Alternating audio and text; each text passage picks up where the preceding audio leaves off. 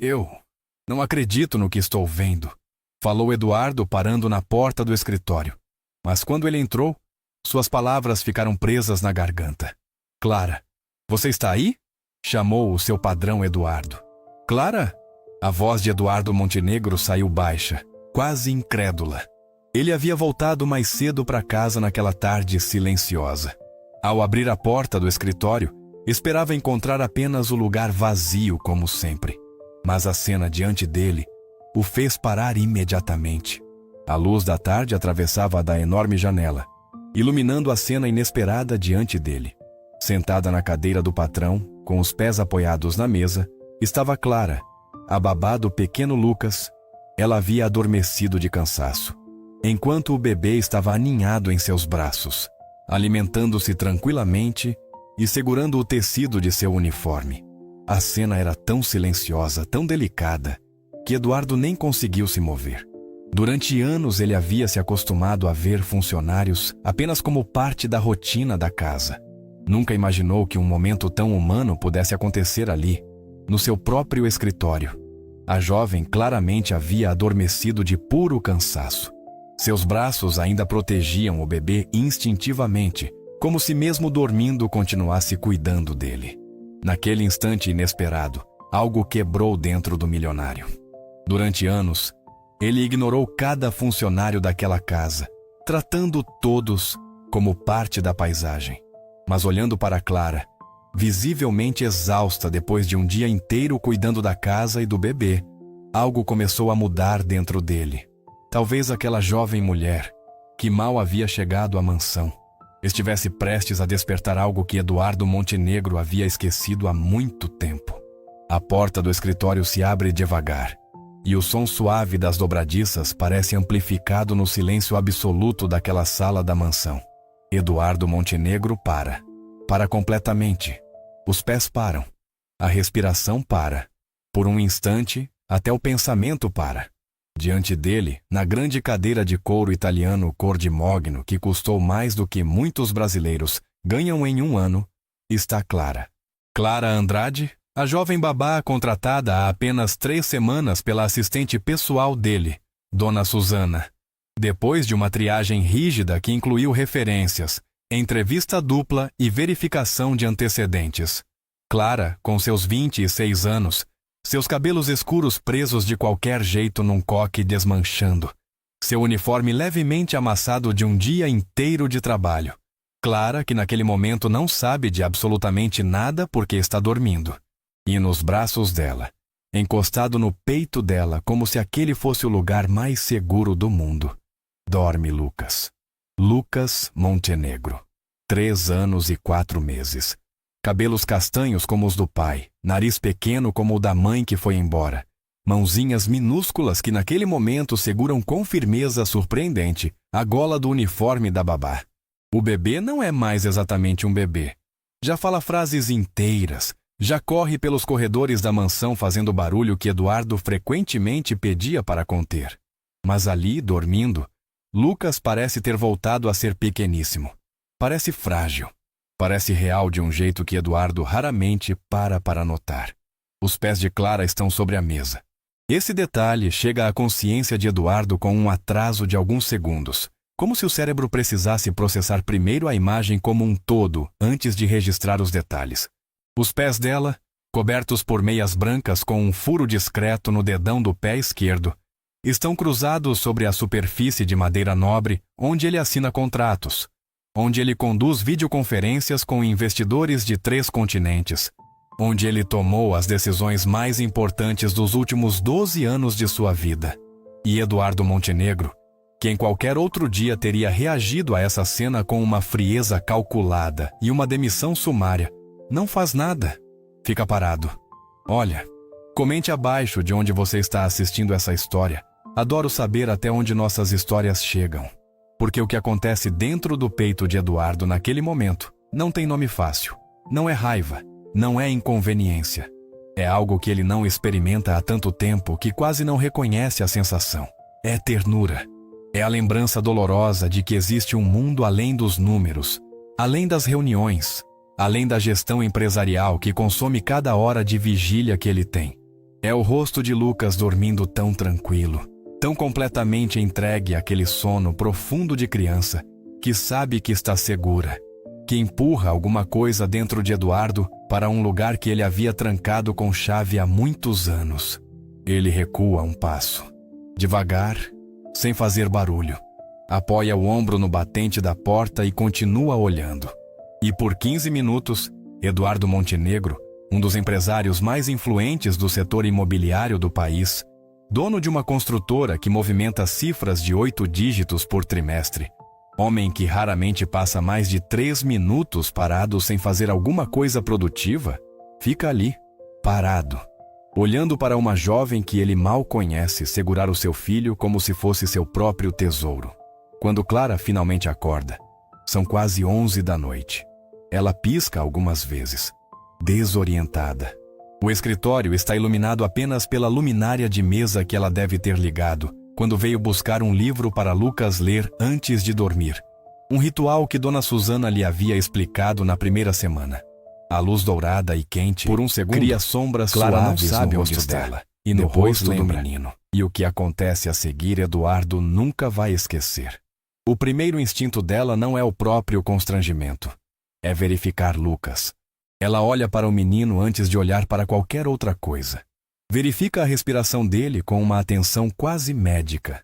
Ajusta a posição do braço para que a cabeça dele fique mais confortável. Afasta com leveza um fio de cabelo que havia caído no rosto da criança. Só depois disso, só depois de garantir que Lucas está bem, Clara ergue os olhos e vê Eduardo parado na porta. Ela congela. Os pés ainda estão na mesa.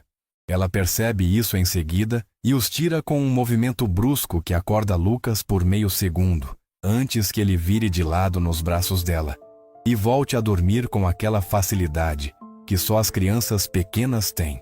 Eduardo, que até então havia ficado completamente imóvel no batente da porta, faz algo que surpreende os dois. Levanta uma mão aberta, num gesto de silêncio e tranquilidade. Não fala nada. Apenas aponta para o menino dormindo e depois faz um gesto vago com a cabeça que pode ser interpretado como "está tudo bem". Clara fica olhando para ele, com uma expressão que mistura alívio, incredulidade e aquela tensão específica de quem está aguardando a punição que sabe que está chegando, mas ainda não chegou. Mas Eduardo não entra no escritório. Não diz uma palavra. Vira as costas e vai embora pelo corredor.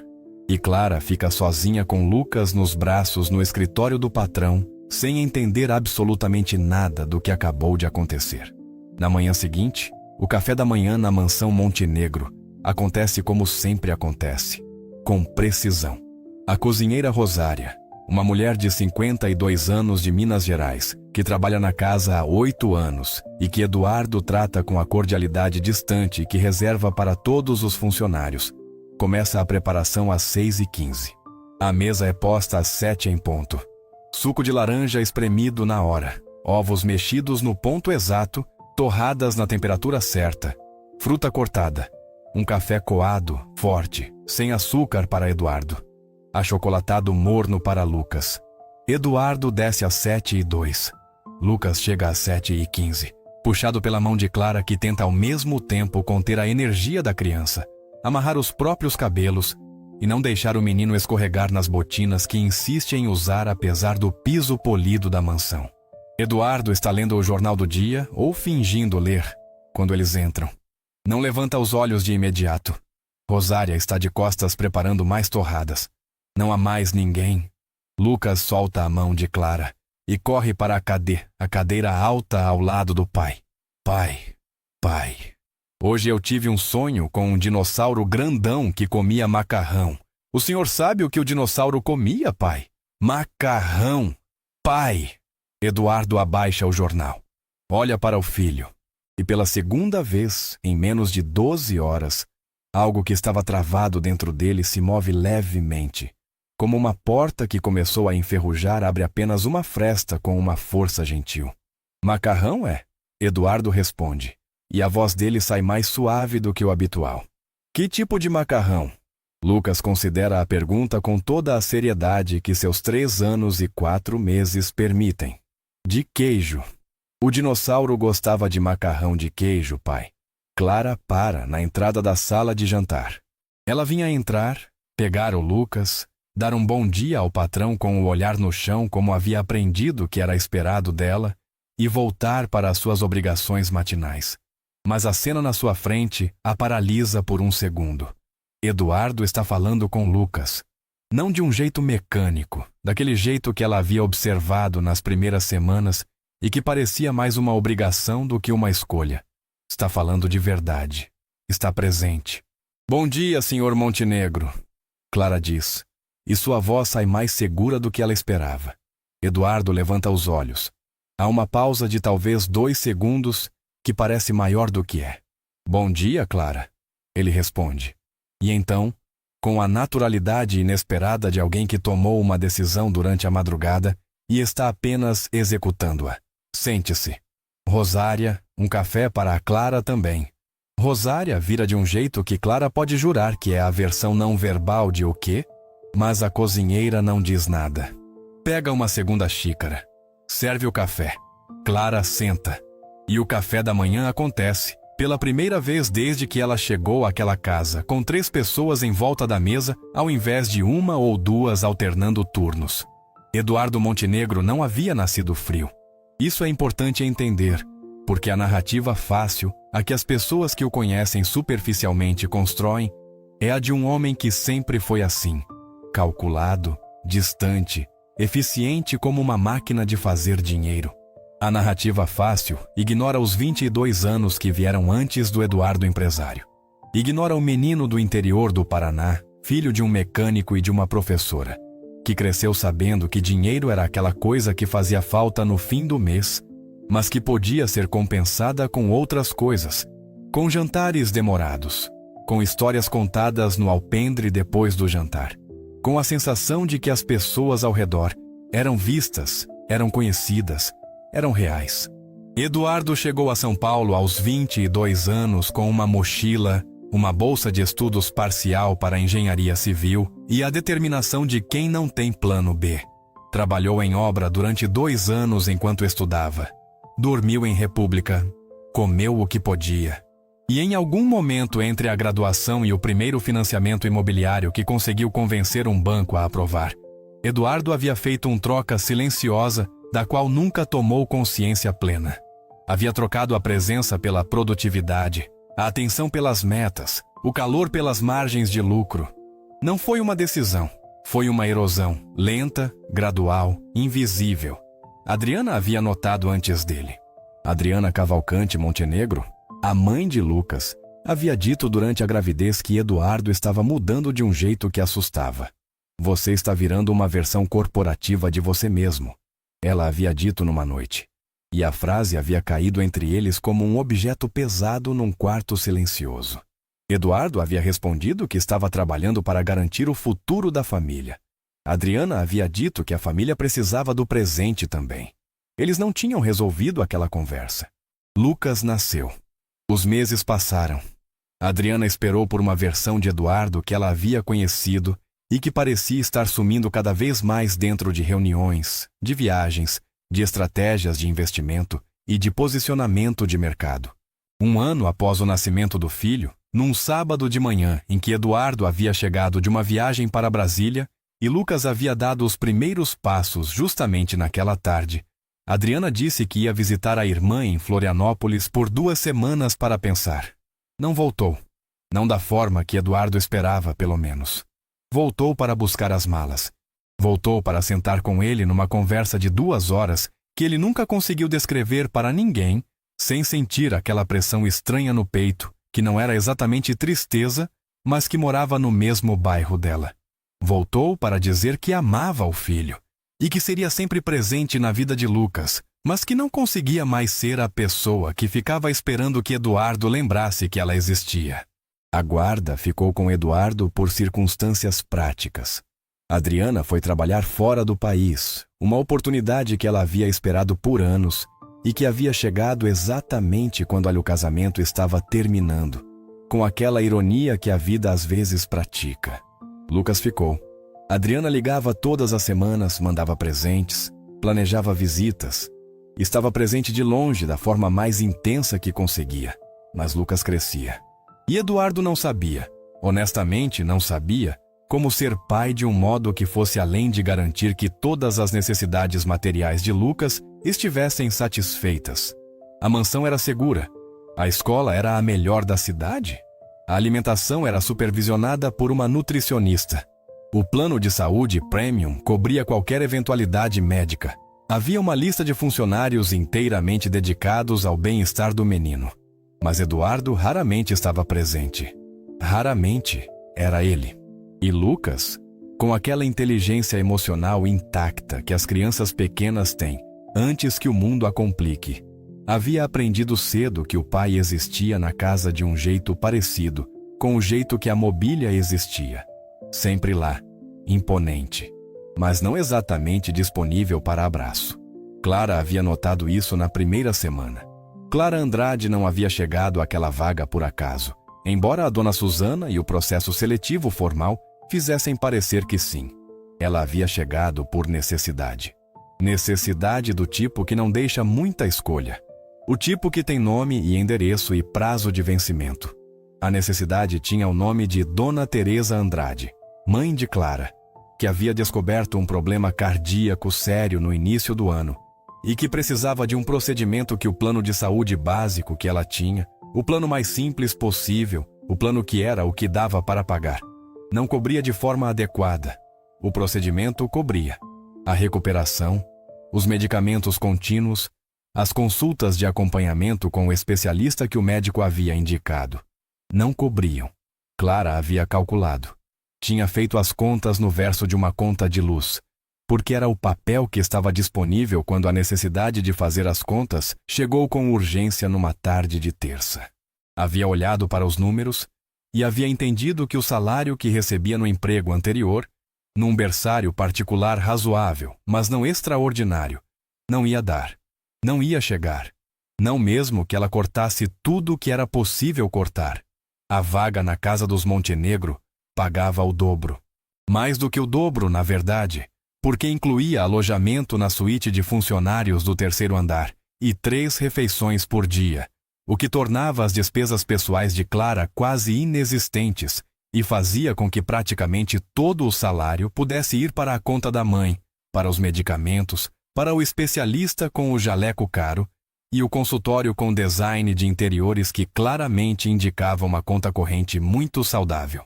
Clara havia passado pela triagem, pelas entrevistas, pela verificação de antecedentes. Havia sido apresentada a Eduardo durante os 3 minutos que ele havia separado em sua agenda para a entrevista babá, numa terça-feira às 18 horas em ponto. Eduardo havia olhado para ela com aquele olhar que ela havia aprendido a identificar desde então. O olhar de quem está vendo uma função, não uma pessoa. Havia perguntado sobre experiência, sobre disponibilidade, sobre uma situação hipotética com criança em crise de choro às 3 da manhã. Clara havia respondido com calma e competência a tudo.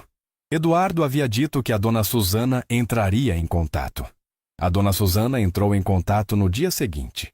Clara começou na segunda-feira. E desde então, havia aprendido a arquitetura invisível da casa. Quais os silêncios que deviam ser respeitados, quais os horários que eram inegociáveis, qual o tom de voz que o patrão esperava dos funcionários quando ele estava por perto.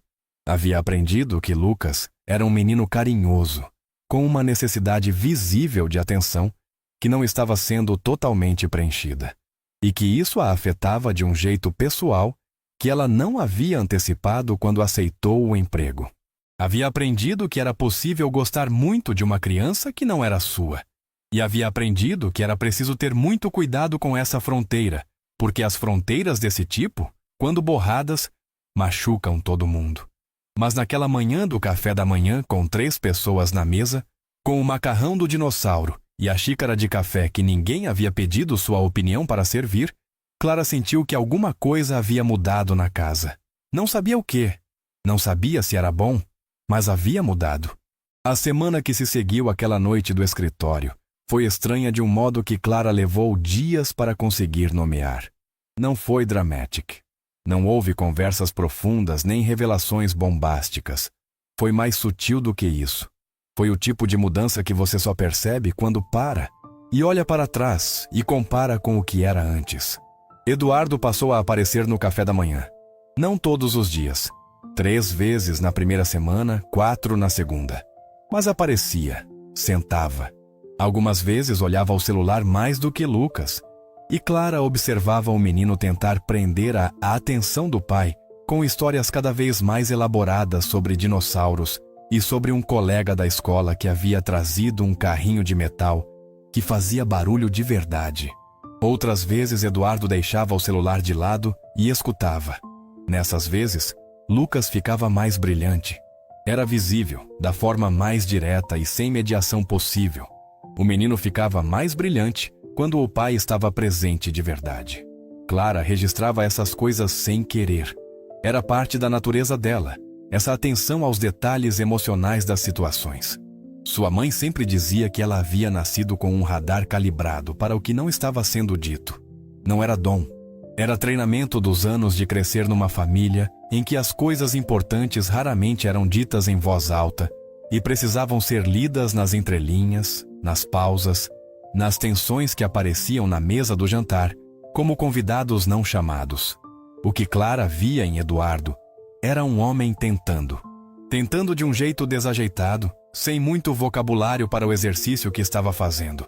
Como alguém que voltou a tocar um instrumento depois de anos sem praticar e que precisa reaprender o que os dedos fazem antes que a música saia natural. Mas tentando.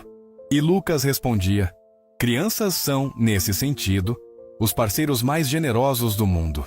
Elas não guardam rancor da semana anterior. Elas chegam a cada manhã com o contador zerado, prontas para receber o que vier. Lucas não precisou de um período de desconfiança ou de uma negociação emocional com o pai.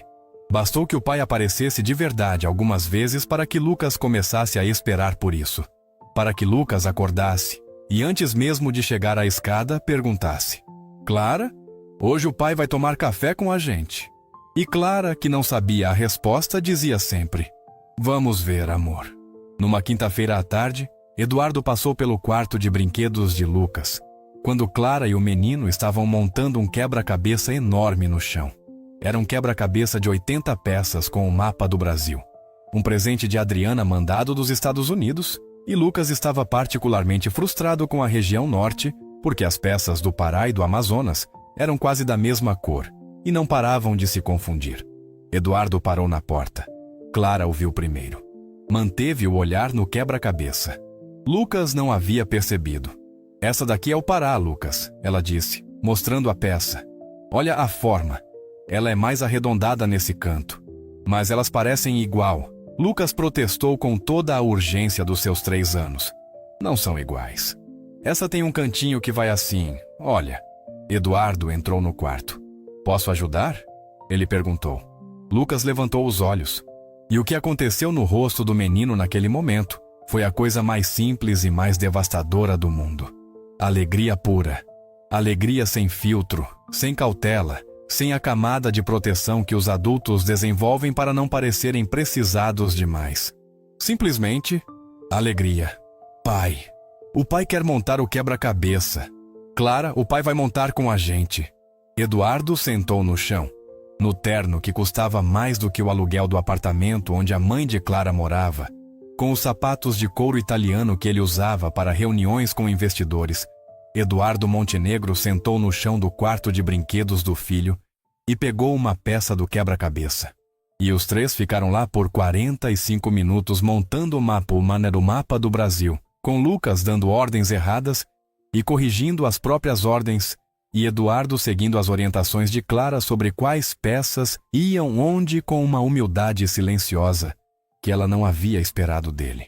Quando terminaram, Lucas ficou de joelhos diante do mapa completo com aquela expressão de conquista que é exclusiva das crianças pequenas e que os adultos perdem em algum momento da adolescência. Conseguimos! Ele anunciou para ninguém em particular e para o mundo inteiro ao mesmo tempo.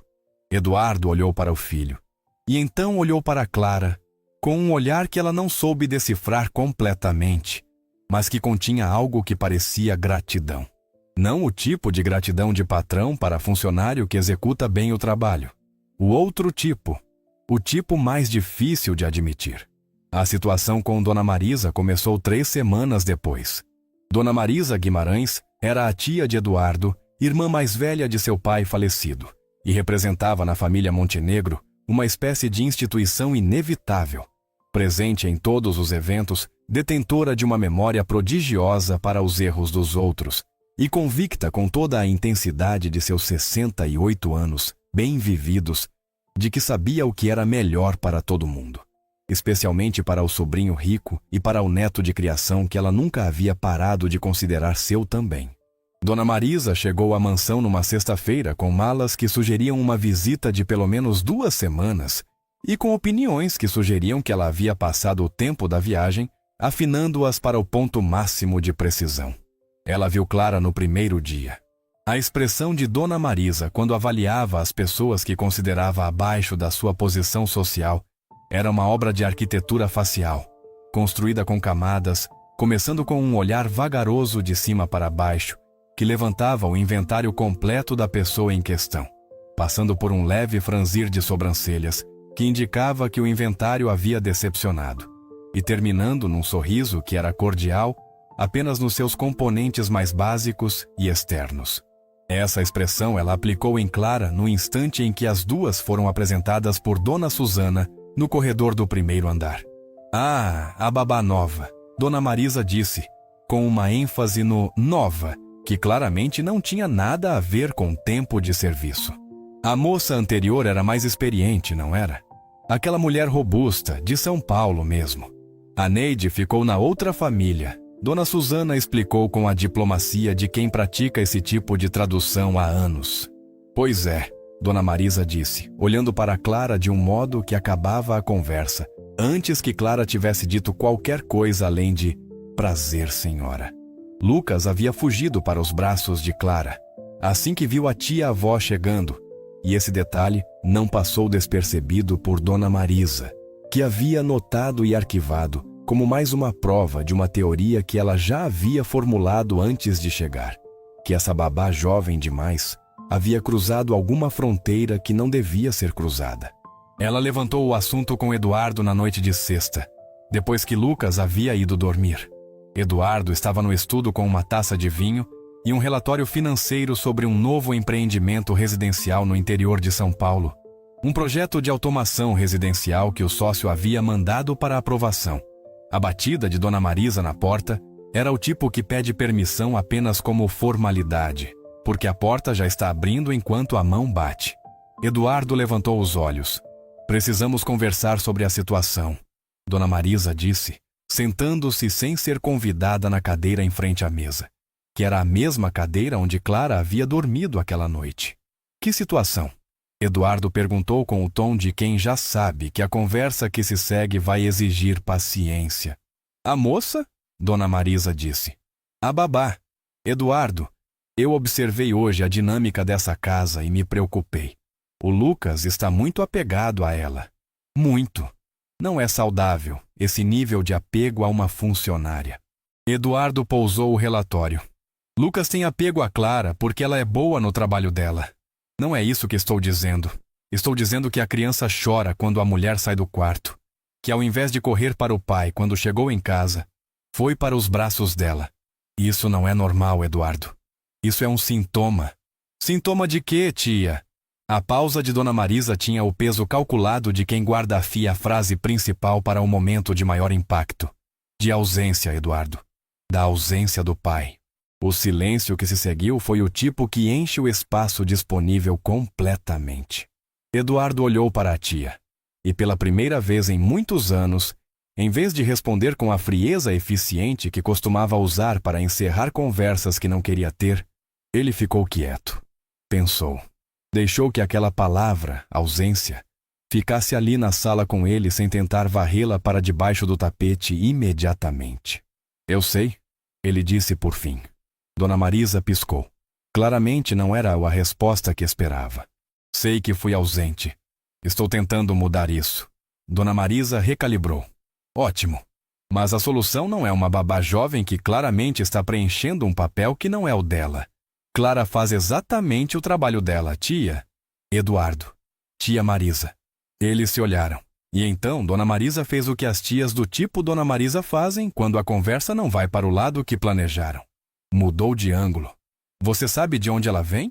Sabe a situação da família dela? Eu sei o que a triagem mostrou, que foi satisfatória. A triagem. Eduardo, meu amor. Triagem não captura tudo. Eu perguntei para a Rosária, e a Rosária disse que a moça manda quase todo o salário para a mãe doente. Isso fala de uma situação financeira precária.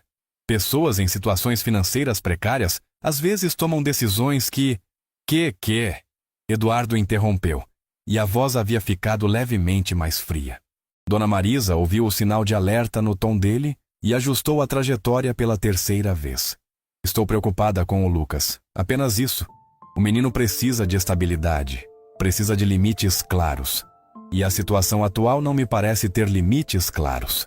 Eduardo ficou olhando para a tia por um momento. Boa noite, tia Marisa. Ele disse por fim. Dona Marisa levantou com a dignidade de quem não foi derrotada, apenas interrompida. Pense no que eu disse. Ela foi embora. Eduardo ficou olhando para a porta fechada com a expressão de quem está processando muita coisa ao mesmo tempo. Então pegou o relatório de automação residencial de volta e tentou ler. Não conseguiu.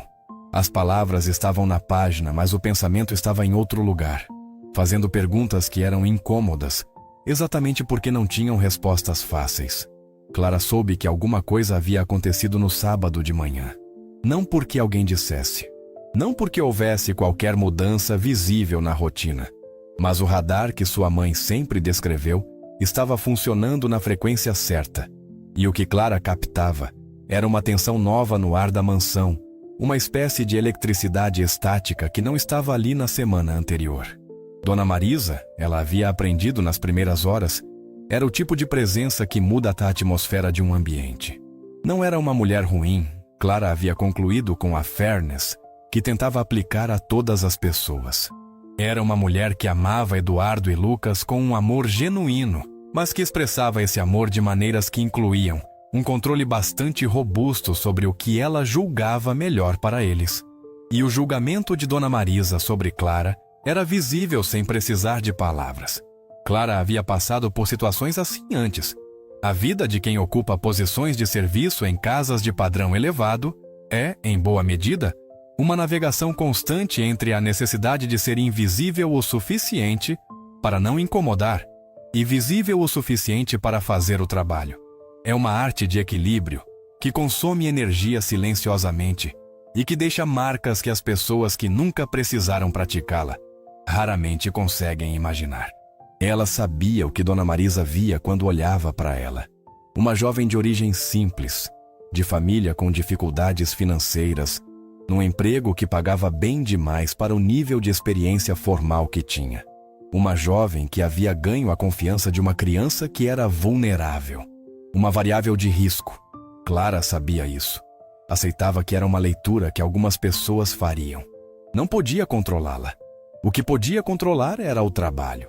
E por isso, ela fez o que sempre fez nas situações em que sentia o chão ficar um pouco menos sólido. Trabalhou melhor.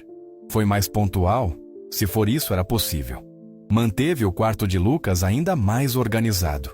Documentou o cardápio do menino e os horários com mais detalhe no caderninho que mantinha para esse fim.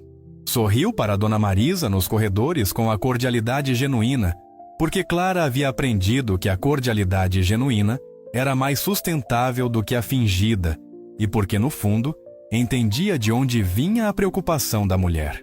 Num domingo à tarde, Dona Marisa encontrou Clara sentada na varanda dos fundos com Lucas no colo, lendo em voz alta um livro de histórias de animais.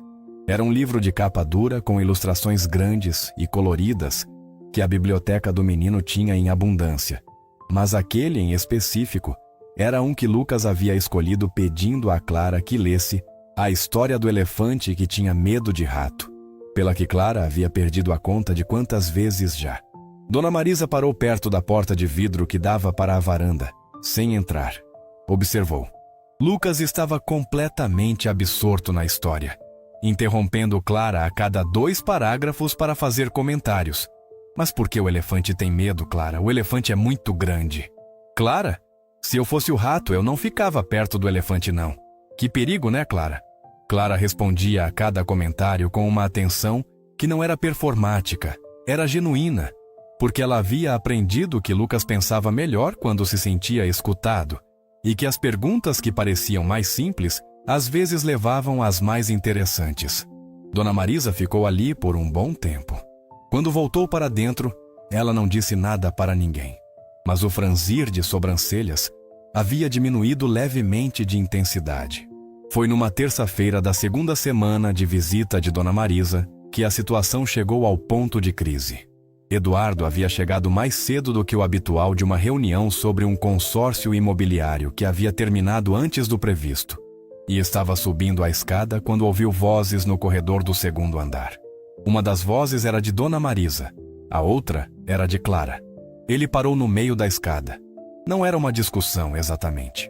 Era mais uma dessas conversas em que uma pessoa fala e a outra escuta, e onde a arquitetura da conversa está construída de tal forma que a pessoa que escuta não tem muitas opções a não ser continuar escutando. Estou sendo direta com você porque acho que é mais respeitoso do que ficar insinuando. Dona Marisa estava dizendo: você é uma moça inteligente. Vejo isso. Mas inteligente o suficiente para entender que sua posição aqui tem limites. Clara não respondeu imediatamente. Entendo, senhora. Ela disse por fim, com uma calma que Eduardo, ouvindo do meio da escada, achou que ele mesmo teria dificuldade de manter. Limites que você já cruzou, Dona Marisa continuou. E a voz tinha aquela qualidade de quem está convicto de que está fazendo um favor ao dizer o que está dizendo. O menino está confuso sobre o papel de cada pessoa na vida dele. Você alimenta essa confusão. Não intencionalmente, talvez, mas alimenta. A senhora está dizendo que eu devo ser menos carinhosa com Lucas? Estou dizendo que você deve ser mais profissional. Existe uma diferença. Com todo o respeito, senhora, disse Clara. E havia algo na voz dela que Eduardo não havia ouvido antes, nenhuma das vezes que ela havia falado com ele. Algo com a textura de cuidado sobre uma firmeza.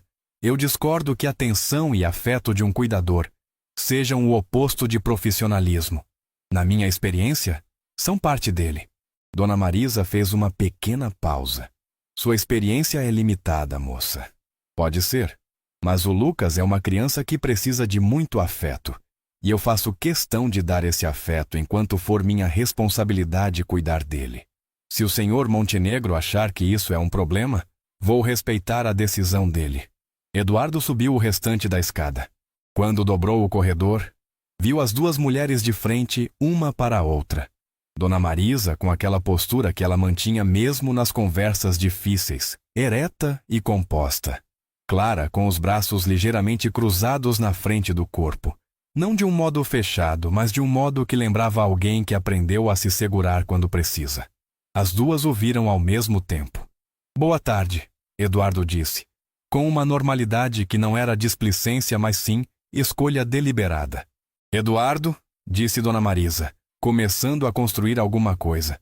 Tia, você se importa de nos dar um minuto? Eduardo interrompeu com suavidade.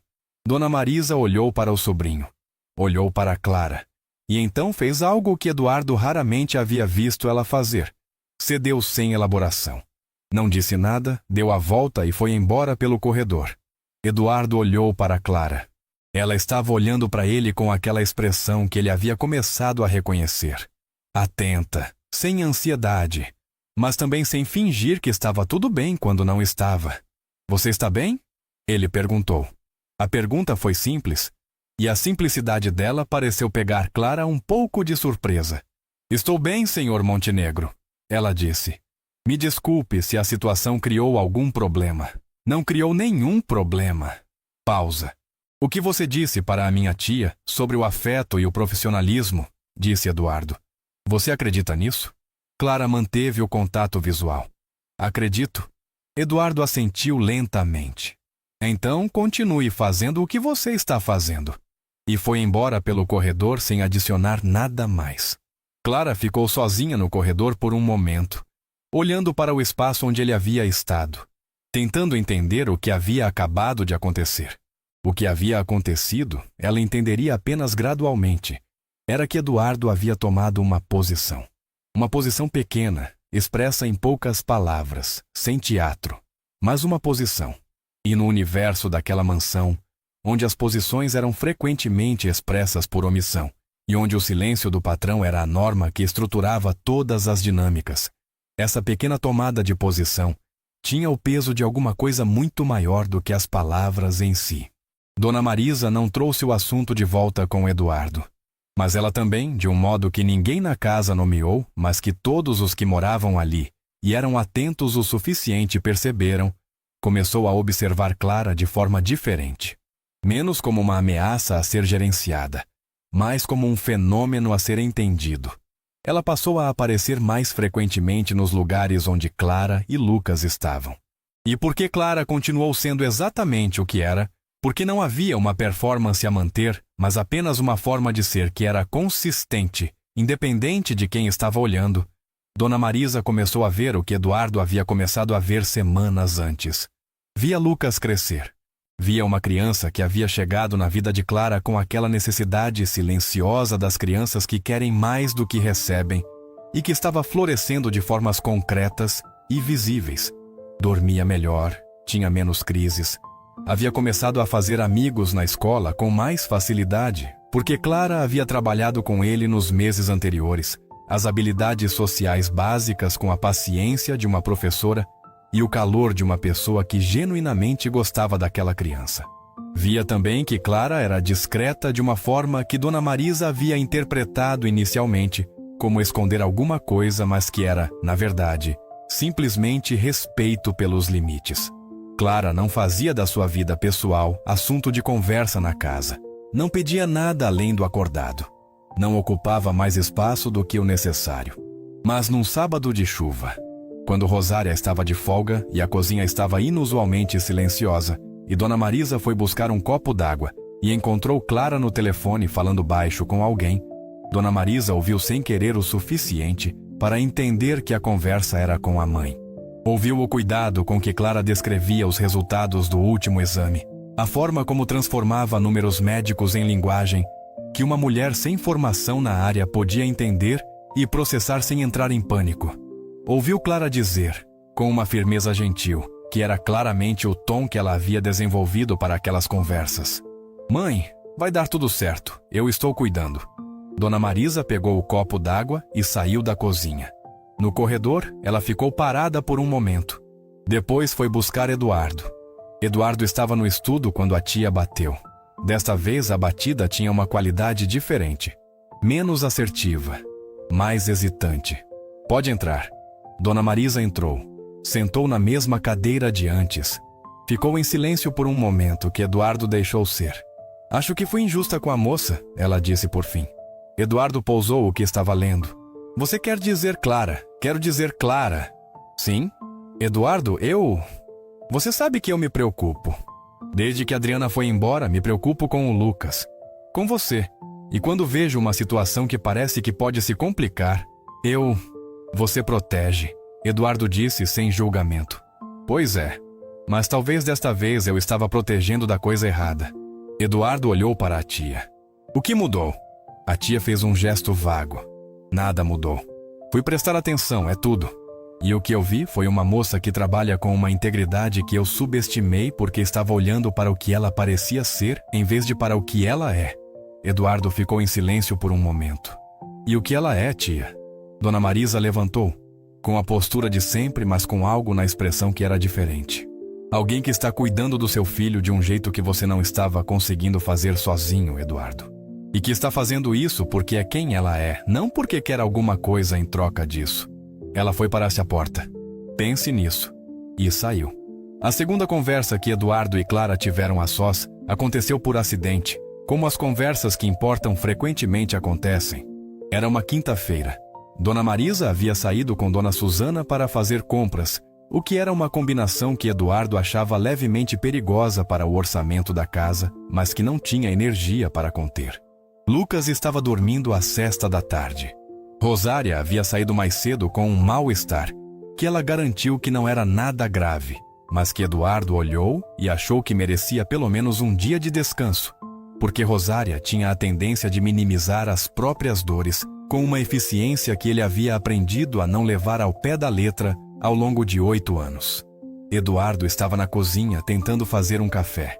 A máquina de café expresso da mansão era um equipamento que Dona Susana havia comprado com entusiasmo depois de uma pesquisa minuciosa e que Eduardo havia aprovado sem lembrar que a Rosária era quem operava aquele equipamento e que ele, pessoalmente, nunca havia aprendido os seus meandros específicos. A máquina tinha 12 botões, 2 moedores, um reservatório de água que precisava ser preenchido de um jeito específico e uma lógica de operação que não estava imediatamente clara para alguém lendo o painel pela primeira vez. Eduardo estava olhando para o painel com a expressão de alguém que revisou um orçamento de 30 milhões de reais antes do almoço e agora está sendo derrotado por uma máquina de café doméstica. A porta da cozinha abriu e Clara entrou, provavelmente para verificar se havia algo que precisava ser preparado antes de Lucas acordar. Ela parou quando viu Eduardo. Eduardo olhou para ela. Olhou para a máquina. Você sabe usar isso. Clara veio até a bancada, avaliou o equipamento com a familiaridade de alguém que havia passado semanas na mesma cozinha. Sim, senhor. Por favor. Clara lavou as mãos, preencheu o reservatório do jeito certo, ajustou a moagem, pressionou a sequência correta de botões. Em menos de 2 minutos havia um expresso perfeito na xícara que Eduardo havia deixado na bandeja. Eduardo pegou a xícara. Obrigado. Pausa. Você quer um também? Ele perguntou. Havia algo ligeiramente cerimonial na forma como Eduardo estava do outro lado da bancada, de pé, segurando a própria xícara, que tornava recusar aquela oferta tão estranha quanto aceitar. Clara ficou por um segundo suspensa entre os dois lados da questão. Eu gosto mais de café coado, ela disse por fim, com uma honestidade simples. Eduardo olhou para o coador que estava no armário acima da bancada. Tem jeito? Tem, ela disse. E começou a preparar. Eles ficaram na cozinha por 40 minutos. Não foi uma conversa planejada, não havia temas pré-selecionados, nem intenções declaradas. Foi a conversa que acontece quando 2 pessoas que raramente têm a oportunidade de falar uma com a outra se encontram num espaço neutro, num momento de rara informalidade, e onde o silêncio inicial vai sendo preenchido por palavras que chegam porque havia espaço para elas. Eduardo perguntou sobre o café coado. Clara explicou que havia aprendido com a mãe, que era professora municipal e que toda manhã a rotina começava com 1 litro de café coado, que durava até o fim da manhã, e que era o eixo em torno do qual o resto do dia se organizava.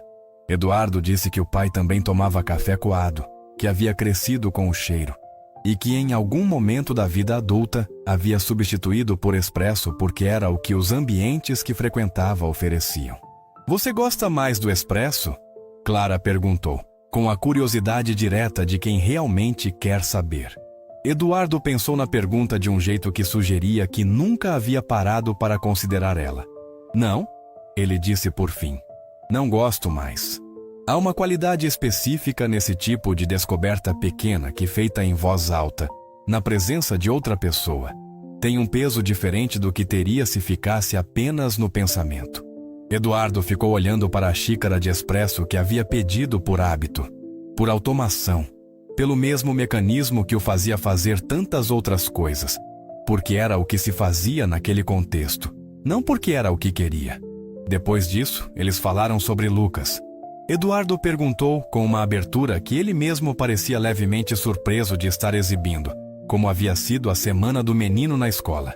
E Clara contou, com a riqueza de detalhe de quem estava presente naqueles momentos, quem havia sido a história do colega com o carrinho de metal, de como Lucas havia ficado chateado quando o amigo não quis compartilhar, mas depois havia processado a situação e chegado a uma conclusão que Clara havia achado notável para uma criança de 3 anos, que talvez o colega também achasse muito especial o carrinho e por isso não queria que ninguém tocasse nele.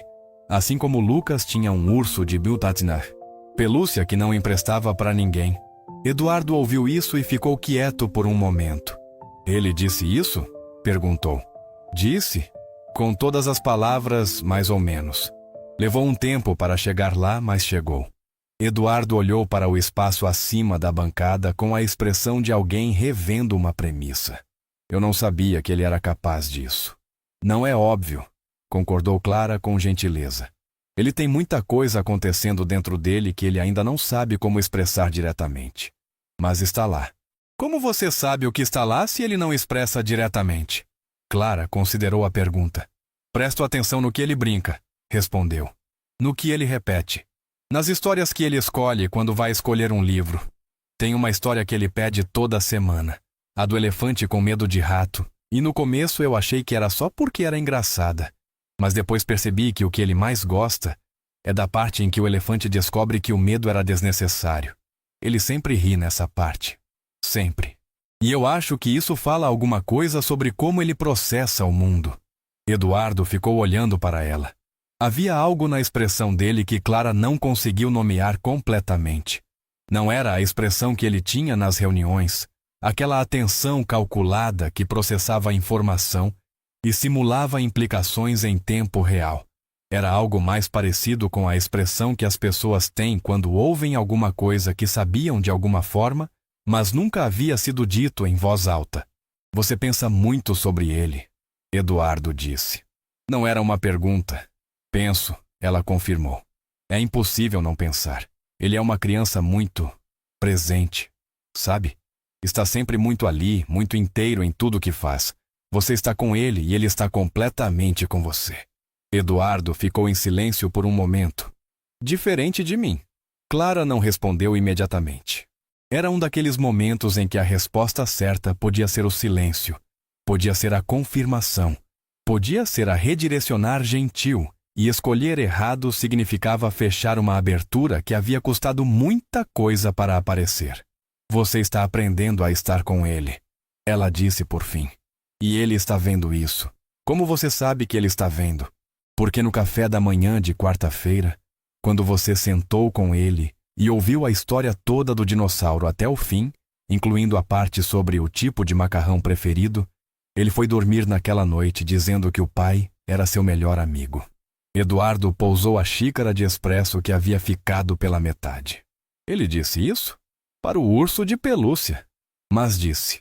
O silêncio que se seguiu era do tipo que contém muita coisa. Então, Eduardo fez alguma coisa que era, por si só, uma revelação sobre o quanto ele havia mudado nas semanas anteriores. Ele não mudou de assunto. Não olhou para o celular. Não encontrou uma razão profissional para encerrar a conversa. Ficou ali na cozinha com o seu expresso pela metade e o café coado de Clara, e deixou aquele momento ser o que era. Obrigado, ele disse por fim, por tudo que você está fazendo por ele. Clara assentiu com uma simplicidade que não era frieza, era apenas a recepção de alguém que não sabe muito bem o que fazer com gratidão genuína, mas que a recebe sem rejeitar. É o meu trabalho, ela disse, mas também é mais do que o trabalho. Eduardo olhou para ela. Eu sei, ele disse. O episódio com o seguro de vida veio de um lugar completamente inesperado. Havia um advogado de Eduardo chamado Dr. Renato Fontes, um homem meticuloso de 50 e poucos anos que cuidava de todos os assuntos jurídicos da Montenegro Empreendimentos há quase uma década, desde os contratos de aquisição de terrenos até as estruturas societárias mais complexas. Doutor Renato era o tipo de advogado que mandava e-mails com subsídios na madrugada e que aparecia nas reuniões com pastas organizadas por cor, que continham não apenas os documentos necessários, mas também os documentos que poderiam ser necessários e uma análise de cenários que cobria contingências que ninguém mais havia pensado ainda. Doutor Renato havia ligado numa manhã de sexta-feira para tratar de uma questão de rotina sobre a revisão do testamento de Eduardo, que precisava ser atualizado para refletir mudanças societárias recentes. Era uma conversa administrativa, o tipo que Eduardo tinha com regularidade e que transcorria com eficiência clínica. Mas no meio da conversa, Dr. Renato mencionou com a neutralidade de quem apresenta um item de uma lista, e sobre a cláusula de tutela do Lucas, caso o senhor queira revisitar. Está como estava quando foi redigido antes da separação. Eduardo ficou em silêncio. Como está? Ele perguntou. A Adriana como tutora primária, caso o senhor. Dr. Renato parou, escolhendo o eufemismo com o cuidado de sempre, caso haja alguma eventualidade. Eduardo ficou olhando para a janela do escritório. Com a Adriana no exterior, ele disse devagar. Exatamente. Por isso mencionei. Pode fazer sentido rever essa estrutura.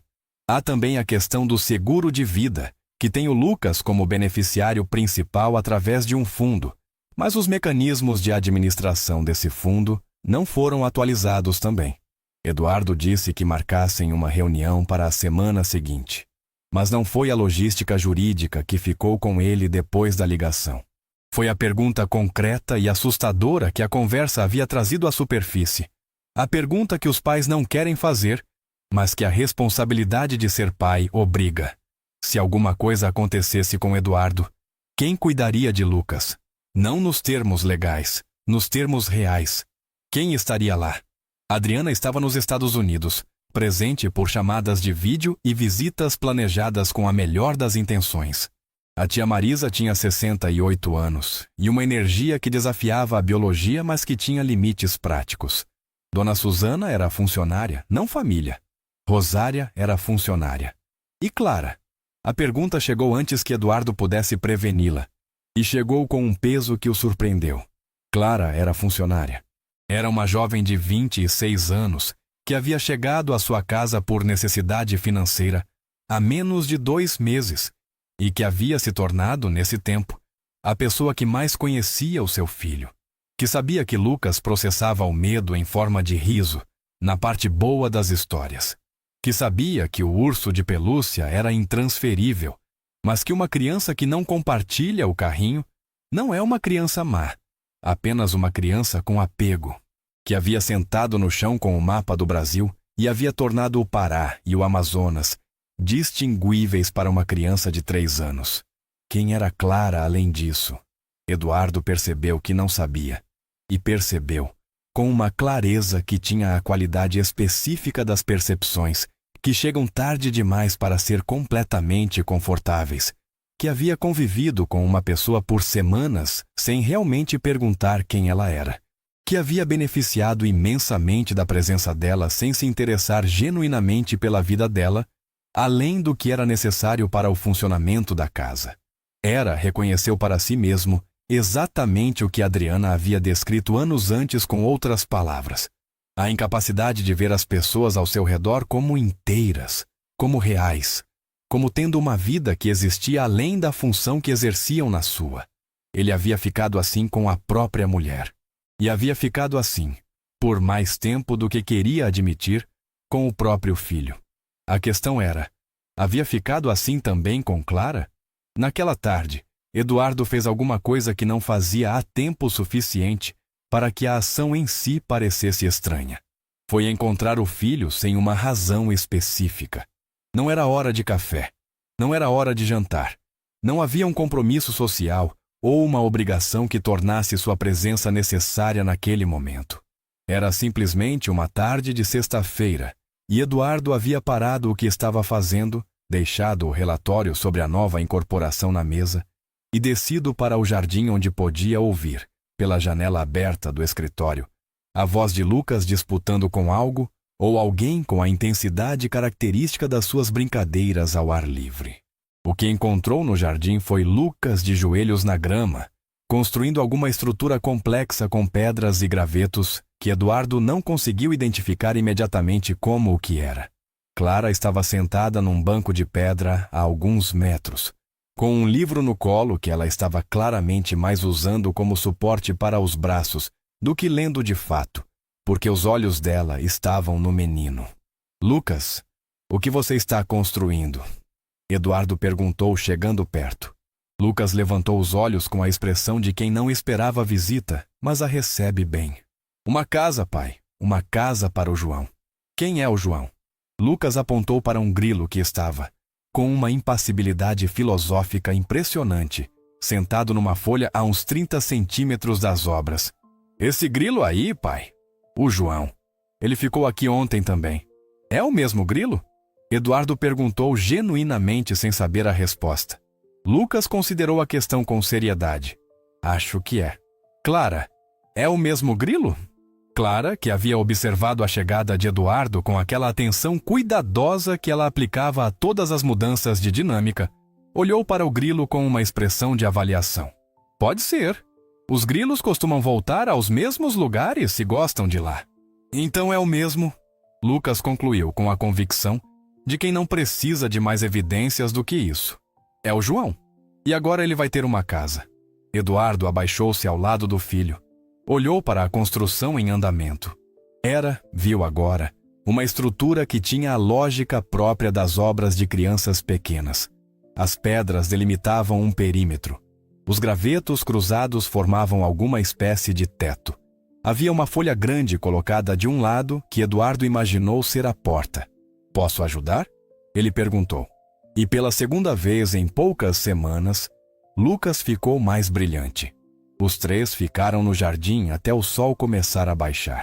A casa do João ficou pronta com uma solidez que Eduardo, com seu background em engenharia civil, avaliou como razoável para as circunstâncias. Lucas apresentou a casa ao grilo com uma formalidade séria, explicando cada cômodo com detalhes que ele havia claramente improvisado, mas que tinham uma coerência interna satisfatória. O João permaneceu na folha, imóvel, durante toda a apresentação. Acho que ele gostou. Lucas determinou. Acho que sim. Eduardo concordou.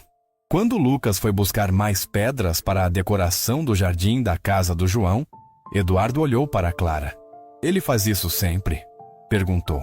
Cuida de coisas pequenas dessa forma? Clara colocou o livro de lado. Semana passada foi uma formiga com a asa machucada. Passou 20 minutos tentando criar uma situação em que a formiga pudesse subir numa folha sozinha, sem que ele precisasse tocá-la, porque tinha medo de machucá-la mais.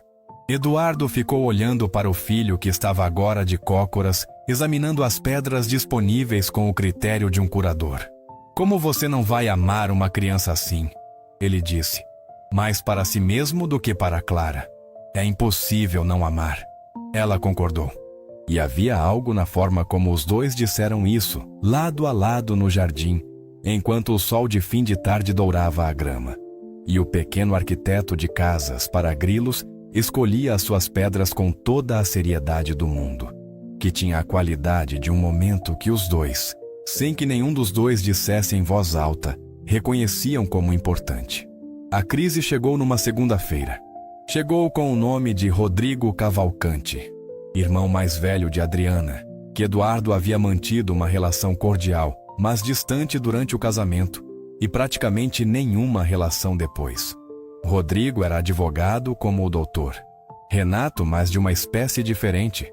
O tipo que gostava de processos, que encontrava no conflito uma espécie de habitat natural, e que havia ficado do lado da irmã durante a separação com a convicção um pouco excessiva de alguém que não havia sido parte da situação, mas que havia construído uma narrativa muito clara sobre quem tinha razão. Rodrigo ligou para o doutor. Renato, que ligou para Eduardo às 8 da manhã de segunda-feira, com a voz de quem está prestes a apresentar uma complicação.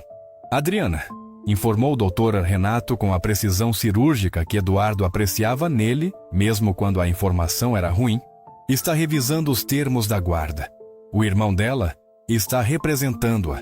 Eles querem discutir a possibilidade de transferir a guarda principal para ela, com base numa proposta de retorno ao Brasil.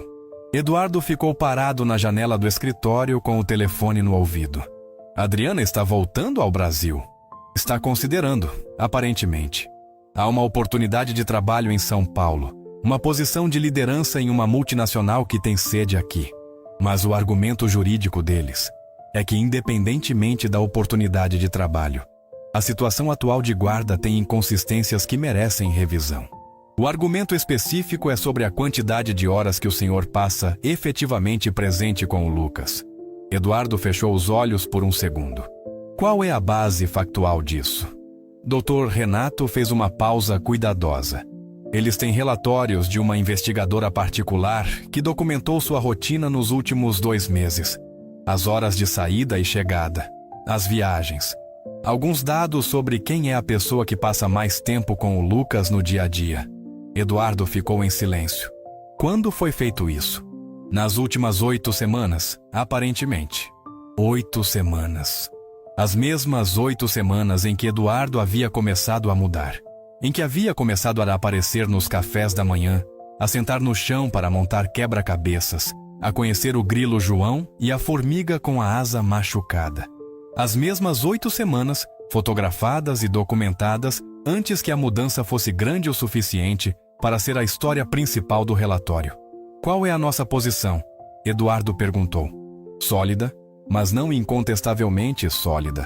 Dr. Renato disse com a honestidade que Eduardo pagava para receber. O senhor tem guarda legal plena. A Adriana está no exterior, o que complica a argumentação dela. Mas o argumento sobre presença efetiva tem peso emocional perante um juiz. E se eles trouxerem depoimentos de pessoas próximas ao Lucas que corroborem a narrativa de ausência... Marque uma reunião para hoje à tarde, Eduardo disse. Vou verificar a agenda. Cancele o que precisar cancelar. Às 3 da tarde, Eduardo e Dr. Renato estavam sentados no estudo com os documentos que o advogado havia reunido em tempo recorde, que era uma das qualidades pelas quais Eduardo pagava acima do mercado. Havia uma pasta com o contrato de trabalho de Clara, os relatórios de progresso do Lucas na escola, um histórico médico do menino que mostrava consultas regulares e nenhuma ocorrência preocupante, recibos de atividades extracurriculares, fotos do aniversário do menino há alguns meses. Há também o depoimento de um funcionário, disse Dr. Renato, com uma neutralidade específica que Eduardo reconheceu como o tom que o advogado usava para apresentar informações que ele sabia que seriam difíceis. Que funcionário? Dr. Renato abriu uma página específica. Uma ex-funcionária, na verdade. A Neide, que era a babá antes da Clara. Ela está no documento dos Cavalcante como testemunha de caráter. O depoimento dela é de antes das últimas semanas. Eduardo leu. O depoimento de Neide era factual e não mal intencionado, o que o tornava de certa forma mais difícil de contestar do que um depoimento abertamente hostil. Neide descrevia um Eduardo que chegava depois que Lucas dormia, que saía antes que ele acordasse, que comunicava com o filho principalmente através de intermediários, como a própria Neide ou Dona Susana. Era uma descrição que havia sido verdadeira, que talvez ainda fosse verdadeira para alguém que só tivesse as 8 semanas anteriores, as mudanças para olhar. Eduardo fechou a pasta. O que precisamos provar? Precisamos provar que a situação atual oferece a estabilidade adequada para o Lucas. E precisamos provar que o senhor está presente de forma consistente e significativa, não apenas nas últimas semanas, mas de maneira sustentável. Como? Dr. Renato fez uma pausa. Depoimentos de pessoas que convivem com o Lucas e que podem atestar tanto a qualidade dos cuidados que ele recebe, quanto a evolução do envolvimento do senhor. A professora da escola seria uma boa testemunha. Dona Marisa, talvez, se ela... Ela vai, Eduardo disse com certeza. E a babá atual, disse Dr. Renato, com aquela neutralidade específica de novo. Clara Andrade. Ela é provavelmente a testemunha mais direta sobre a rotina do Lucas e sobre como está sendo cuidado, se ela estiver disposta a depor. Eduardo ficou olhando para essa pasta fechada. Vou falar com ela. Ele foi até o quarto de Lucas naquela tarde. Depois que o menino havia dormido a sesta e Clara havia saído para essa varanda, enquanto ele dormia, com aquele livro que era mais suporte para os braços do que leitura de fato. Clara levantou os olhos quando Eduardo chegou na varanda. Havia algo diferente no jeito como ele estava. Ela percebeu isso imediatamente, com aquele radar que sua mãe sempre descrevia. Havia uma tensão nele que não era a tensão habitual do executivo com a agenda cheia, era outro tipo. O tipo que vem de dentro. Preciso falar com você sobre uma coisa. Eduardo disse sentando na cadeira ao lado dela. E ele contou. Contou sobre Rodrigo Cavalcante, sobre o processo de revisão de guarda, sobre os relatórios da investigadora particular, sobre a necessidade de depoimentos que demonstrassem a estabilidade do lar do Lucas. Contou com a objetividade de quem está apresentando um problema que precisa de solução. Mas Clara, que havia aprendido a ouvir o que não estava sendo dito, ouvia por baixo da objetividade alguma coisa que tinha a textura do medo. Não o medo do processo judicial. O medo de perder o filho. Quando ele terminou, ela ficou em silêncio por um momento. A Adriana está voltando ao Brasil de verdade? Ela perguntou. Eduardo olhou para o jardim. Talvez. Ainda não é certo. Mas o processo não depende disso. O Lucas sabe alguma coisa? Não. E não vou contar por enquanto. Não quero que ele sinta a tensão dessa situação. Clara assentiu. O que você precisa de mim? Eduardo virou para ela. Preciso saber se você está disposta a dar um depoimento sobre a rotina do Lucas aqui e sobre a qualidade dos cuidados que ele recebe. Não precisa ser mais do que isso. Fatos. O que você observa? Posso fazer isso. Ela disse sem hesitar. Eduardo ficou olhando para ela. Você não precisa pensar nisso. Já pensei. O Lucas precisa de estabilidade. Isso aqui é o que ele tem. Se eu puder ajudar a garantir isso, ajudo. Eduardo ficou em silêncio por um momento. Clara! Ele disse. E havia algo diferente no jeito como ele disse o nome dela. Mais direto, mais pessoal. Eu sei que comecei esse processo do lado errado. De conhecer você, quero dizer. Você chegou e eu a tratei como uma função por semanas. Não perguntei sobre você. Sobre o que você precisava. Sobre o que trazia você até aqui. Clara ficou olhando para ele com aquela expressão atenta. Todos nós chegamos em algum lugar por uma mistura de razões, ela disse. Mas eu quero saber. Se você quiser contar. Ela ficou em silêncio por um momento. Olhou para o jardim. Depois contou sobre Dona Teresa. Sobre o problema cardíaco, sobre os exames, sobre as contas que não fechavam no verso de uma conta de luz numa tarde de terça. Contou sem dramatismo, com a objetividade de quem já processou uma situação difícil o suficiente para poder narrá-la sem ser consumida por ela. Eduardo ouviu tudo. Como ela está agora? Ele perguntou quando Clara terminou. Melhor. O procedimento foi feito mês passado. Ainda tem acompanhamento, mas o médico está satisfeito com a recuperação. Fico feliz. Clara o olhou. O senhor está sendo gentil. Estou sendo honesto. Os dois ficaram em silêncio por um momento, com o barulho do jardim ao redor e o sono de Lucas em algum lugar dentro da casa. Clara, Eduardo disse por fim, eu quero te pedir uma coisa que vai além do trabalho e que você tem todo o direito de recusar. Ela esperou. Quero que você continue aqui. Não apenas enquanto o processo durar. Eu quero que o Lucas continue tendo você. Que eu continue tendo a chance de aprender com o que você faz. E quero que isso seja uma escolha sua, não uma obrigação de contrato. Clara ficou olhando para ele por um tempo. Tenho uma pergunta, ela disse. Pode perguntar. O senhor está pedindo isso porque precisa de mim para o processo ou porque realmente quer que eu fique? A honestidade da pergunta chegou sem ornamentos e sem desculpas, e Eduardo recebeu ela da mesma forma. As duas coisas, ele disse. Mas a segunda, mais do que a primeira. Clara ficou em silêncio mais um momento. Então, fico. A reunião com o Dr. Renato e a equipe jurídica aconteceu na quarta-feira da semana seguinte. Rodrigo Cavalcante apareceu do outro lado da mesa de reuniões com aquela postura específica dos advogados que confundem segurança jurídica com agressividade interpessoal. Relaxado de um jeito que queria parecer indiferente, mas que era claramente uma performance para a outra parte. Ao lado dele, numa chamada de vídeo numa tela no canto da sala, estava a Adriana. Eduardo havia passado muitos momentos imaginando como seria ver Adriana depois de tanto tempo. Havia imaginado essa cena em várias versões ao longo dos meses após a separação, em vários estágios do luto que um casamento deixa, e em cada versão a cena tinha uma carga emocional diferente, dependendo do estágio em que ele estava.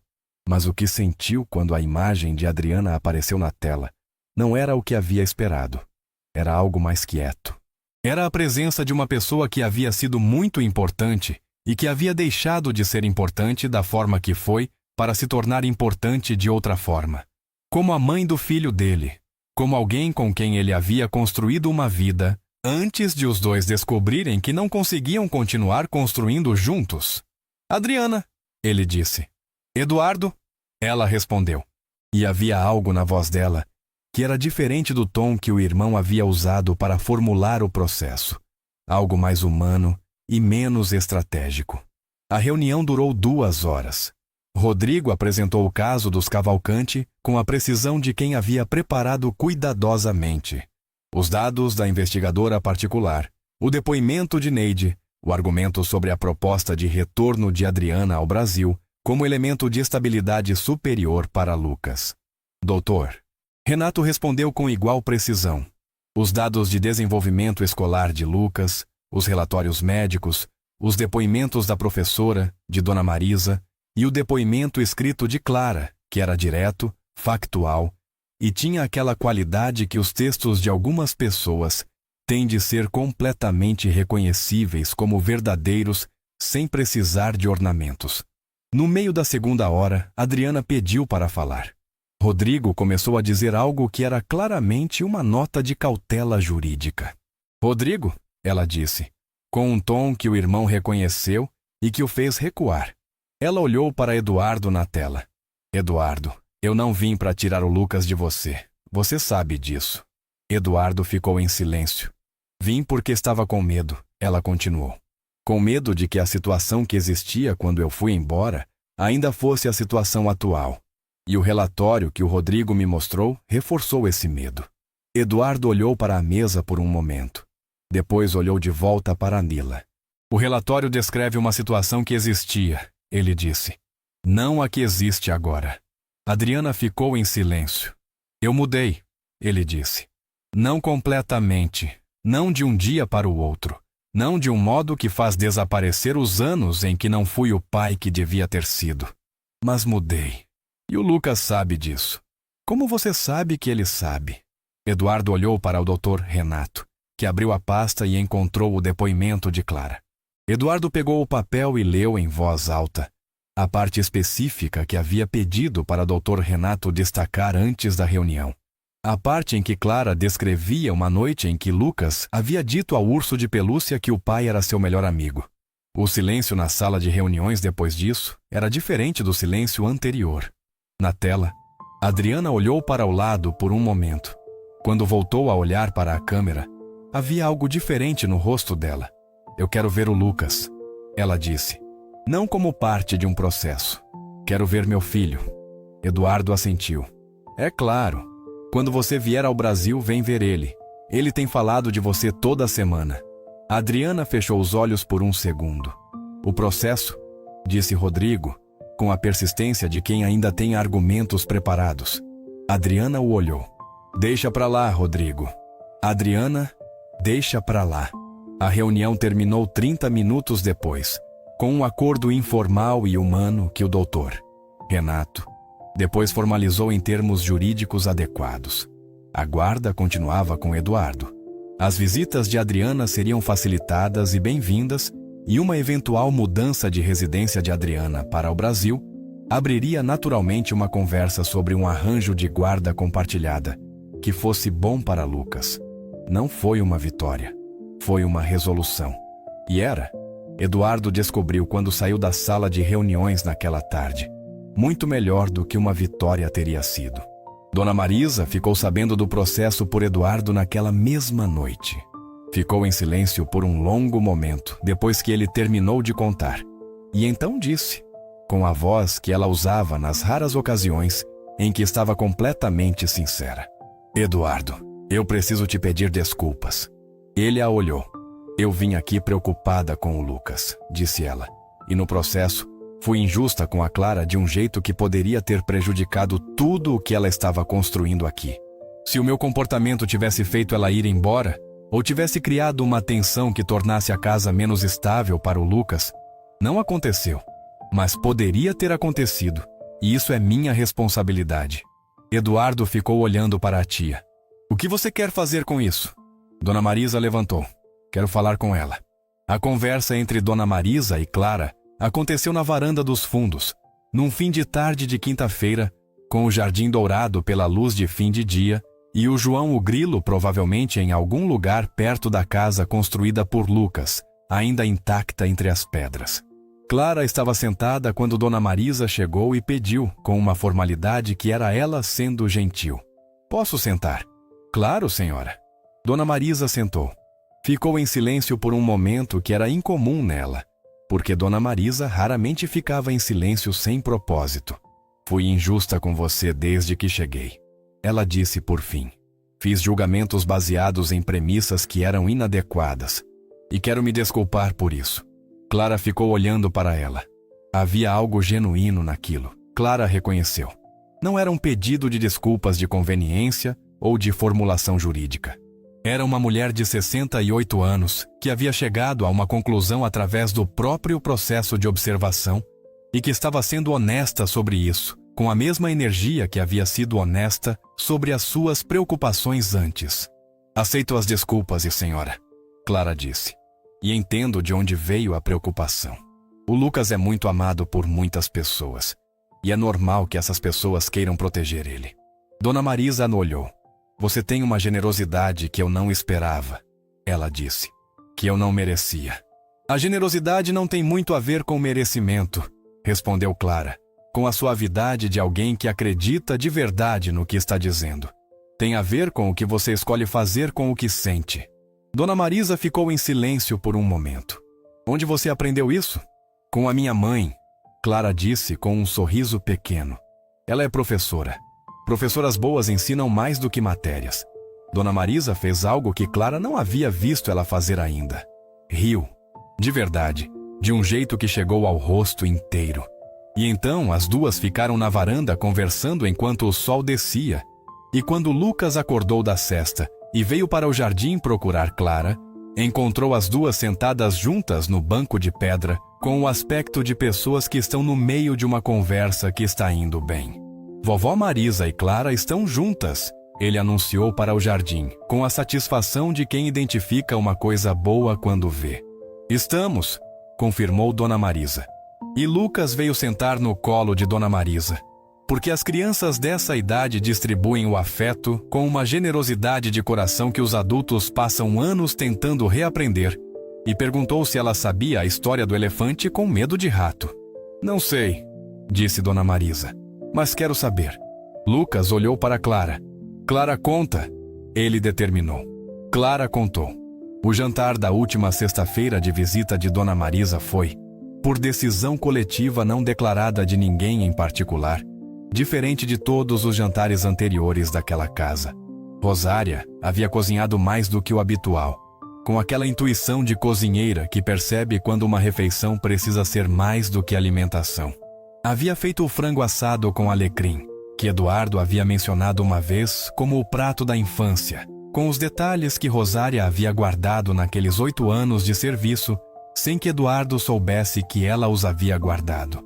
Havia feito o purê do jeito que Lucas gostava, com queijo demais e manteiga suficiente para fazer qualquer nutricionista fechar os olhos, porque era sexta-feira, e Lucas havia tido uma semana difícil, e às vezes, o purê com queijo demais é exatamente a decisão certa. A mesa estava posta para 5 pessoas. Eduardo, Lucas, Dona Marisa, Rosária, que havia sido convidada por Eduardo, de um modo que a havia deixado levemente desconcertada, mas claramente satisfeita. E Clara. Lucas presidiu o jantar com a autoridade natural das crianças de 3 anos, que se sabem amadas.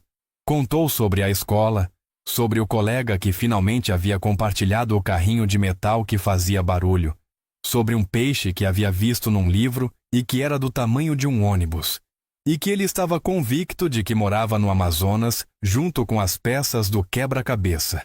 Dona Marisa entrou no debate sobre o peixe com uma seriedade que deliciou Lucas.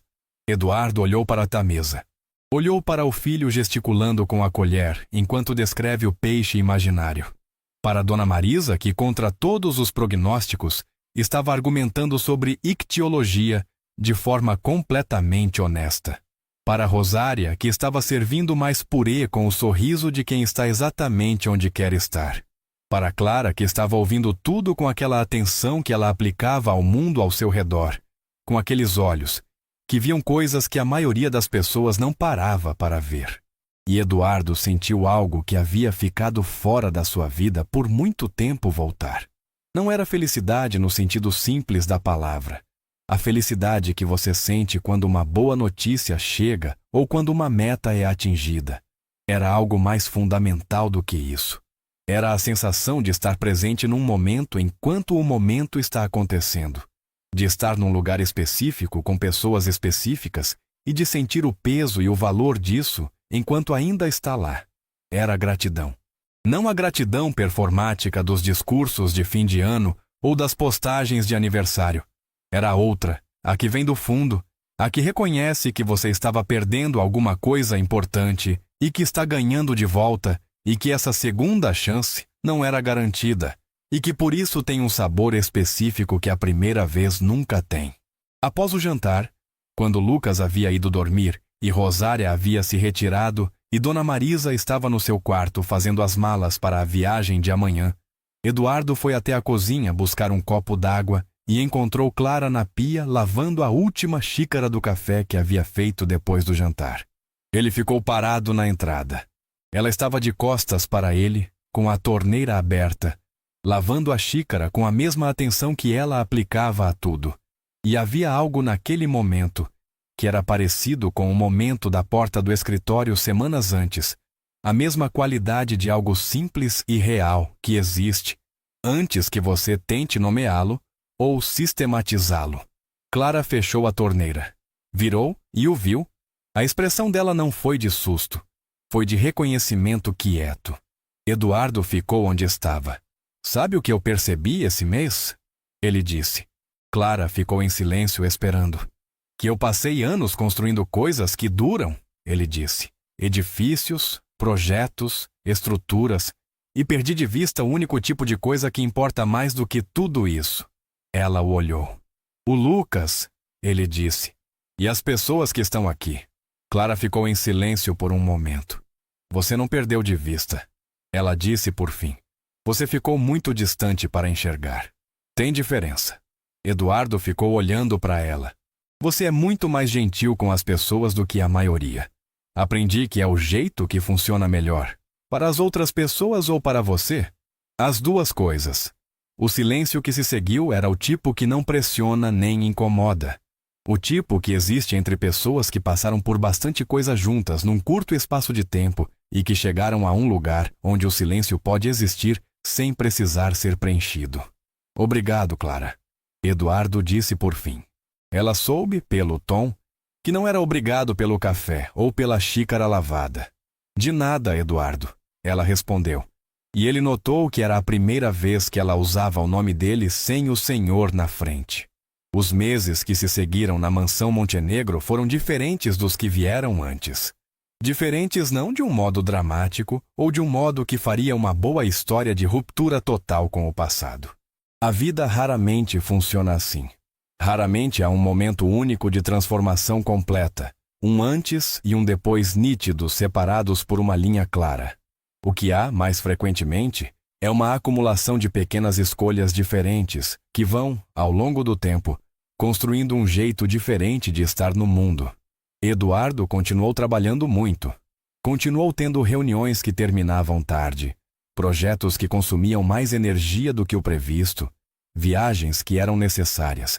Continuou sendo quem era profissionalmente, com a competência e a intensidade que havia construído ao longo de anos. Mas havia coisas que mudaram de forma concreta e sustentável. O café da manhã com Lucas era, agora, mais exceção ser pulado do que ser feito. Lucas havia aprendido a esperar pelo pai nesses momentos com uma expectativa que era diferente da que tinha antes, mais segura, como alguém que aprendeu que pode contar com alguma coisa. Eduardo havia aprendido a história do elefante com medo de rato de cor, o que era tanto uma necessidade prática quanto uma escolha. Lucas a pedia com frequência suficiente para que saber de cor fosse a diferença entre conseguir contar sem olhar para o livro, olhando para o filho, e ter que desviar o olhar para as páginas. A casa do Grilo João havia sido expandida 3 vezes sob supervisão técnica de Eduardo, que havia aplicado ao projeto os princípios de construção que havia aprendido na faculdade, com resultados que Lucas havia avaliado como: muito bom, pai, agora o João tem sala de estar. A Adriana havia visitado em setembro, uma semana inteira que havia sido melhor do que Eduardo havia esperado e diferente do que havia temido. Lucas havia ficado com a mãe e com o pai ao mesmo tempo, correndo entre os dois com aquela energia de criança que recebe amor de dois lados e que floresce nessa abundância. E Eduardo havia observado aquilo com a consciência de que aquilo que mais importava, que era o bem-estar do filho, estava sendo servido por essa configuração complexa, mas funcional. Adriana havia dito, numa noite enquanto Lucas dormia, e eles tomavam café coado na varanda, que Eduardo estava diferente. Estou, ele havia confirmado. É bom diferente, ela havia dito. E havia algo na voz dela que era genuíno, o carinho real de alguém que havia amado uma pessoa e que quer bem a essa pessoa mesmo depois de não mais estar com ela. Clara estava presente durante a semana de Adriana, com a discrição e a competência que eram suas marcas, navegando aquela dinâmica complexa com uma naturalidade que Eduardo havia observado com admiração silenciosa. Adriana e Clara haviam se dado bem com a facilidade específica das pessoas que reconhecem uma na outra a mesma coisa central, o amor genuíno por uma criança específica. O que Clara sente por ele é real. Adriana havia dito para Eduardo antes de ir embora: cuida disso. Ele havia entendido que ela não estava falando sobre a relação empregatícia.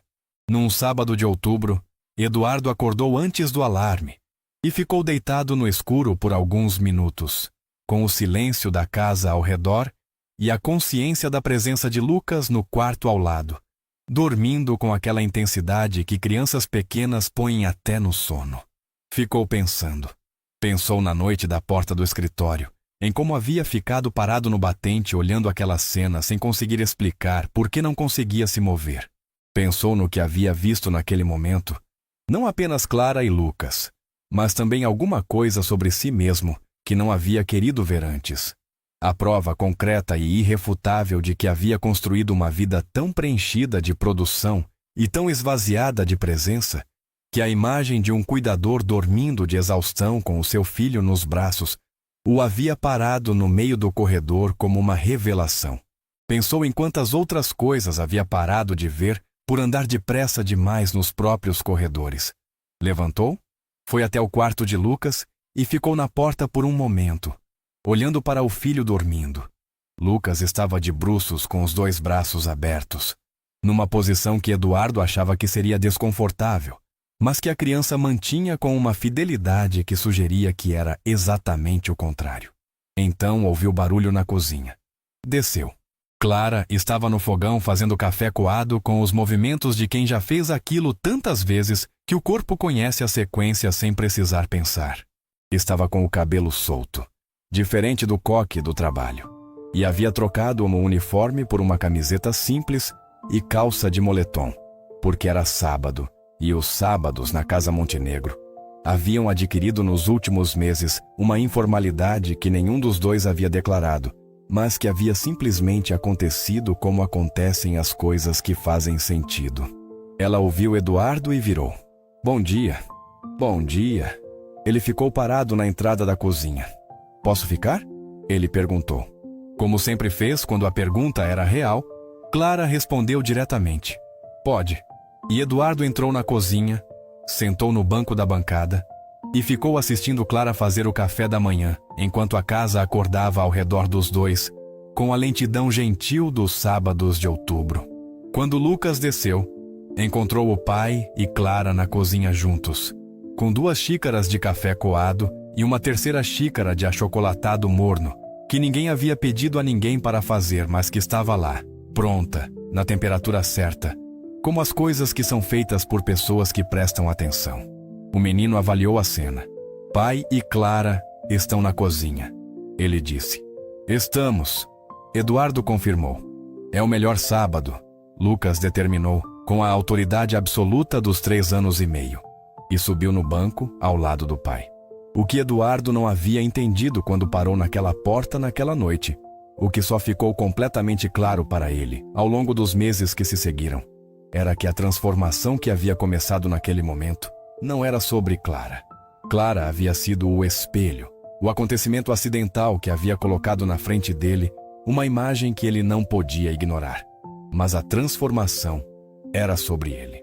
Era sobre o Eduardo que havia chegado a São Paulo com uma mochila e a convicção de que o trabalho era o caminho, e que havia confundido o caminho com o destino. Era sobre o homem que havia construído uma mansão de alto padrão e havia se esquecido de habitá-la de verdade. Era sobre o pai que havia garantido todas as condições materiais para o filho e havia negligenciado a única coisa que nenhum plano de saúde premium ou nenhum fundo de previdência privada pode substituir: a presença. A presença real. A que fica no quarto de brinquedos sentada no chão. A que conhece o nome do grilo. A que sabe que o elefante tem medo de rato e que a parte boa da história é quando ele descobre que o medo era desnecessário. Eduardo havia aprendido isso de um modo que era lento e às vezes desconfortável, e que envolvia reconhecer em voz alta, para si mesmo e eventualmente para algumas outras pessoas, coisas que eram difíceis de reconhecer. Havia aprendido com Lucas, que era o mestre mais generoso e mais implacável que ele havia tido, porque Lucas não sabia que estava ensinando nada, apenas era. E ao ser o que era, com toda a transparência e todo o presente de quem ainda não aprendeu a se proteger do mundo, sendo menos inteiro, ensinou ao pai como fazer o mesmo. E havia aprendido, de um modo quieto e consistente, com Clara, com o jeito que ela atendia ao que não estava sendo dito, com a paciência que não era resignação, mas escolha, com a firmeza gentil que ela havia exibido no corredor com Dona Marisa, que era a firmeza de alguém que conhece o próprio valor sem precisar que o mundo confirme. Com a generosidade que ela havia descrito naquela conversa na varanda. A generosidade que não tem a ver com merecimento, mas com escolha. Na última noite de outubro, depois que Lucas havia dormido e a casa estava em silêncio, Eduardo estava no estudo com um copo de vinho e os documentos do novo projeto, uma incorporação numa cidade do interior de São Paulo, que envolvia um conjunto residencial com conceito de sustentabilidade e energia solar.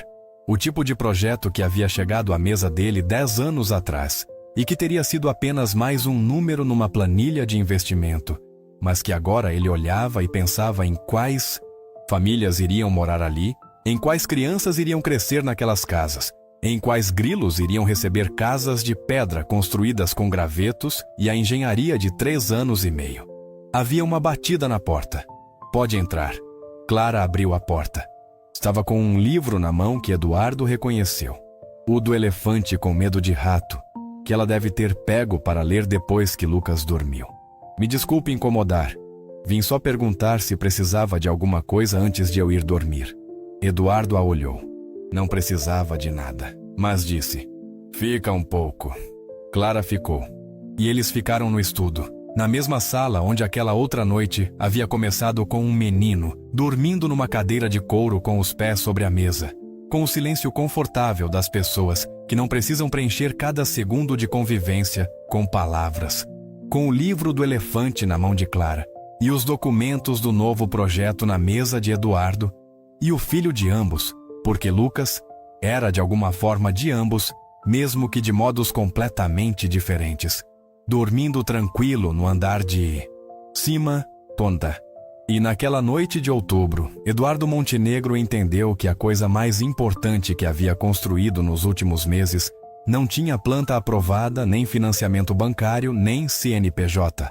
Não tinha coluna de ativo no balanço contábil, nem taxa de retorno sobre investimento projetada. Tinha café coado. Tinha um grilo chamado João com sala de estar. Tinha um menino que acordava de manhã, perguntando se o pai ia tomar café com a gente. E tinha uma jovem mulher, com os pés eventualmente sobre a sua mesa, que havia dormido ali de exaustão uma noite, e que, sem saber, havia aberto uma porta que Eduardo havia trancado com chave há muitos anos. Ele não a havia fechado de volta.